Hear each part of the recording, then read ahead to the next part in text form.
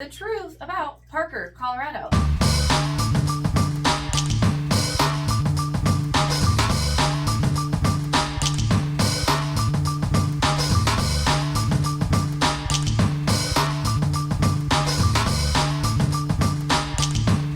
Hi, and welcome to our channel. We are The Denver Duo. My name is Emily Simpson. And I'm Kellie McCall. We are associate brokers, moms, and foodies. Today, we're going to be talking about the 5 truths when it comes to moving to or living in Parker, Colorado. Number 1, location. I absolutely love Parker. Parker has a mix of an urban and a small town feel. Parker is the second most populated town in Douglas County, with just over 62,000 people. Located 23 miles southeast of Denver, 12 miles south of Aurora, Castle Rock is 15 miles to the southwest. Parker has a 22.4 square mile radius. Parker is ranked the 7th safest city in Colorado. Parker sits at an elevation of 5,869 feet. Think about this. That is about 600 feet higher than Denver and the rest of the Front Range. There are many areas of Parker that sit well above 6,000 square feet. The elevation explains the incredible views from Parker. The views tend to be over the Denver metro area, downtown Denver,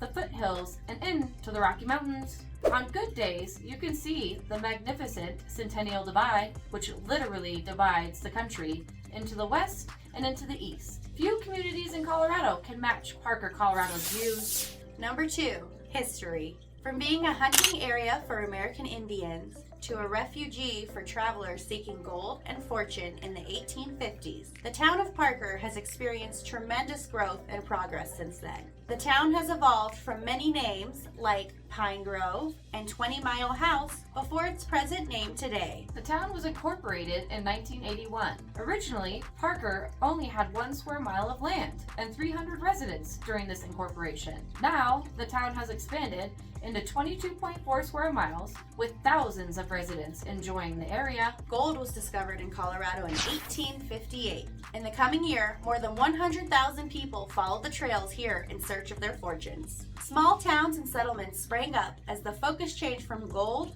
to land. A man named Alfred Butters built a 1-room building in the Pines south of the present-day Hilltop, now known as Rampart Station, around 1862.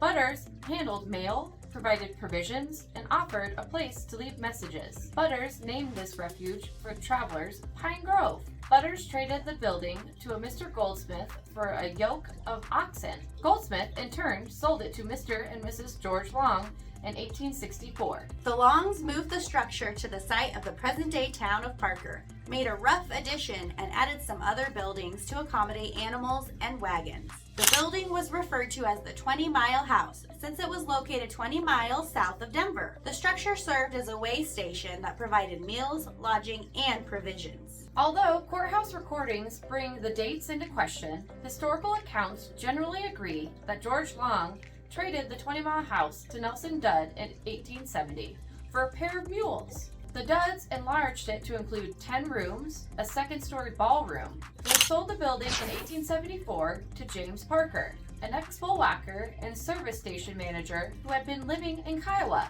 Under the Parkers' ownership, the 20 Mile House grew and prospered. A blacksmith shop with equipment to shoe oxen and general mercantile store were added to the facility, and it became the first official post office. James Parker granted the right-of-way for future roads, ditches, telephone lines, and eventually the Denver and New Orleans Railroad. When his daughter Edith reached school age, James Parker built the first school across the road from 20 Mile House. Additionally, he paid the teacher's salary for the first year and provided her with room and board. Many of Parker's first rural families were of Scandinavian descent. Some established dairy farms in the area, while others raised cattle or horses. Dryland farming was experimental. A fortunate few began irrigating crops from ditches connected to Cherry Creek. The town's first cemetery was located atop the hill just east of the intersection of Highway 83 and E470. When James Parker's first wife, Maddie, died on June 12, 1887, he donated land for another cemetery. This would become the present-day Parker Cemetery, located west of Highway 83, just north of the Crossroads Shopping Center. James Parker and the townspeople moved the early grave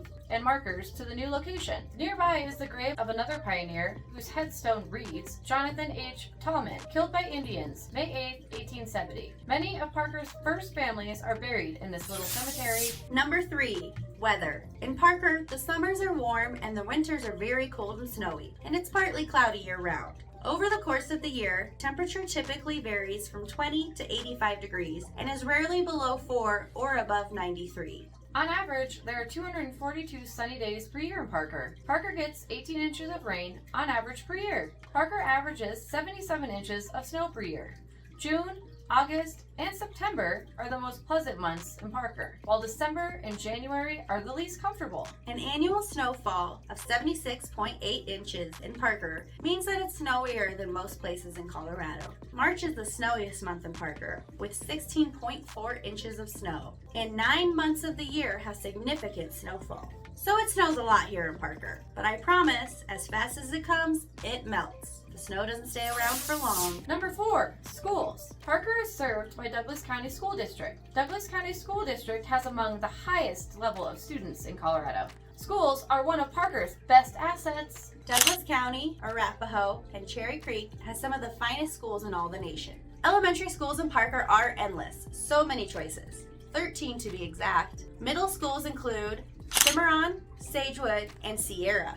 Parker is home to 3 great high schools, Ponderosa, Chaparral, and Legend. Additionally, Parker is home to some excellent private schools. It just depends on your family's wants and needs. You can find a school that fits your family. Number 5, recreation, activities, and food. From historic downtown and parks, trails and wide open spaces, to cultural arts center and engaging events, you are sure to find that Parker is indeed your kind of place. Popular outdoor activities for nature lovers include horseback riding, hiking, cycling, fishing, and nature walk. The town's museum and Pace Center, Parker Arts, Culture, and Event are also worth a visit for their rich art, culture, and historic collection. Parker Recreation Center, a one-stop place for fitness and sports enthusiasts. The town's recreation center features state-of-the-art facilities.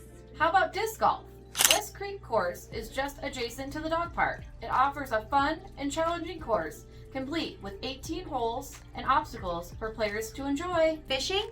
Bingham Lake is a local favorite. It's a small 30-acre lake within the Pinery and has the largemouth bass, crappie, walleye, and bluegill. How about hiking? The town is filled with multi-use trails, so you are sure to find the perfect one for whatever type of adventure you're looking for. Special events: February, June, August, and November. Annual Run Series.